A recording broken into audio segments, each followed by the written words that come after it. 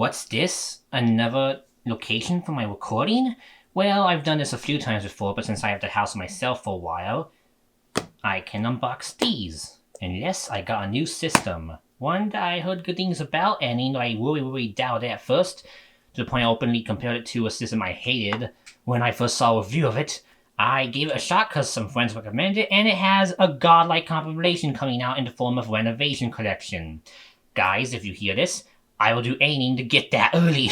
But I digress. I'm gonna check this out and maybe write a review for it on C-Foam Gaming. So why not unbox these two, even though I'm like a little late to the party. So yeah, we have Techno's Collection Volume 1, Edition 10, and we have the Premium Pack, which has 3 games. Data East being the biggest one I got this for. Otherwise, I just get a normal system. But yeah, let's open the individual game up later and open this up first. You can play on TV with 720p, though it actually did get a lot better with an update, which is why the bad stuff I heard about was mostly with HDMI just being awful. So they did fix that at least and add some button remaps, which is good. But otherwise, yeah.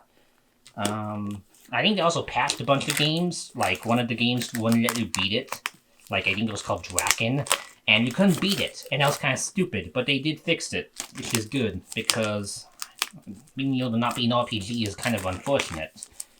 Yeah, Pico Interactive did a bunch of stuff for this, and I have very mixed feelings on them. My Retrobit Generations episode will go more into that.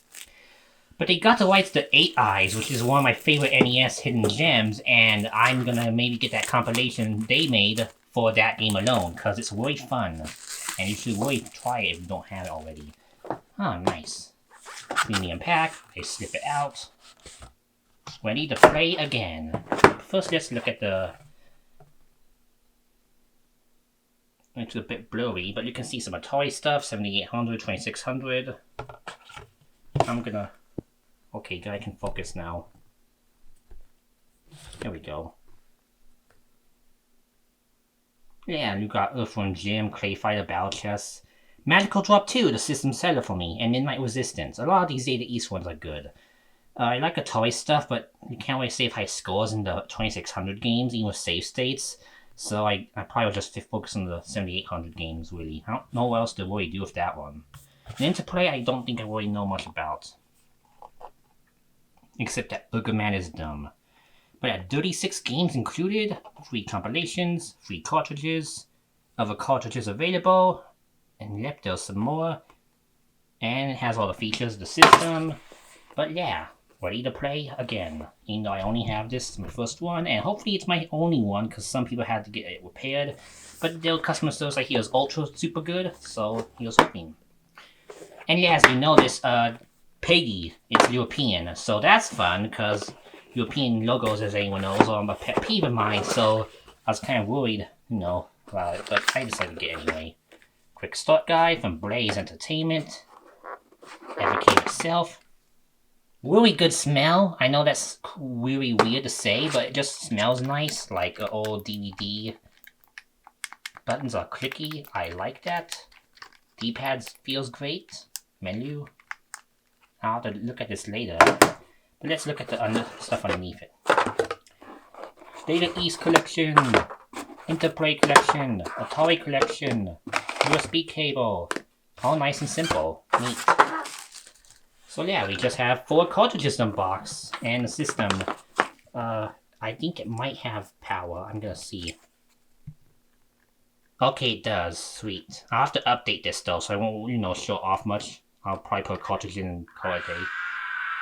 It has a splash screen. Neat. Whee.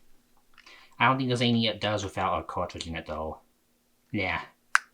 I'm gonna hopefully have fun with it, because I like retro games, and some of these games on the cartridges are not re-released elsewhere. So yeah, here are my cartridges so far. Pretty nifty.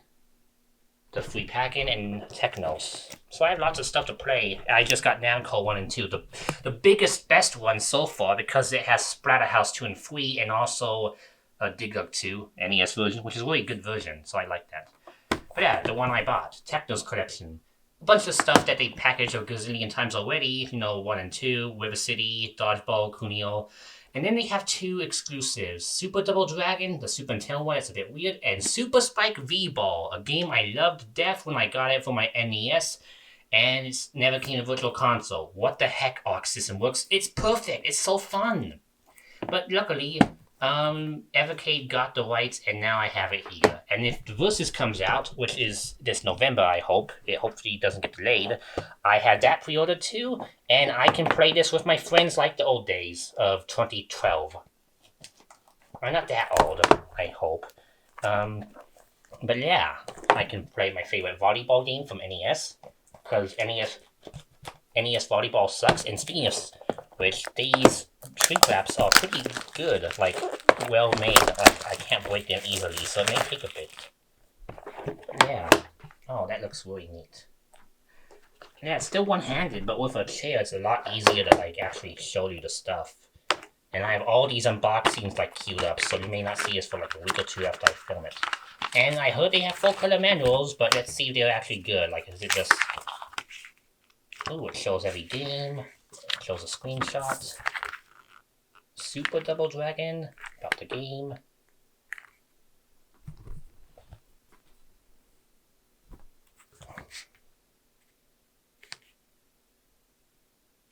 It has the credits of the staff. That's actually really cool. They don't normally do that in compilations, which is kind of unusual. The Street Challenge, which is blurry because of course it is. To the streets. No Ice Challenge. I don't think a prototype of that even exists. I think it was like cancelled very early, so that'll just be the Japanese version if they put that in. But yeah, Volume 2, I don't know what they put in. They put in Double Dragon 3, I guess, but like, not much else, unless you want to go for the import stuff. Like, Compatwise, do we want that? Maybe the NES Blockout, that was a prototype, otherwise... Oh, this is funny. Hold on, I gotta go back. You'll never stand in line to play Double Dragon again, even though this version is terrible. I'm sorry, but it's the truth. It's not as fun as the arcade. This version's better than the arcade, though, Double Dragon 2, which is really good, and so is the PC Engine version. And yes, like Kishimoto, which I think he's on Twitter. Or at least I've seen him before. And there's a cartridge, looks really neat. I'll take it out to put in my Evercade. That'll be the first thing I play when it's all updated.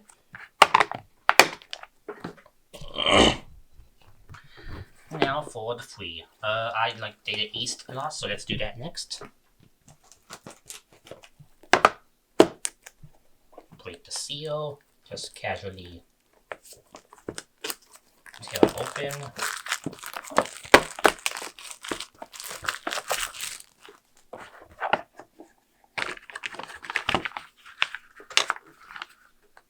Never cart, never manual.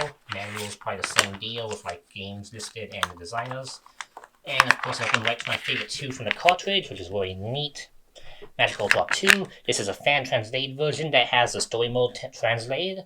And he knows on NSO recently. That's a US prototype that cut out most of the dialogue, which is kind of funny. But the game's still great either way.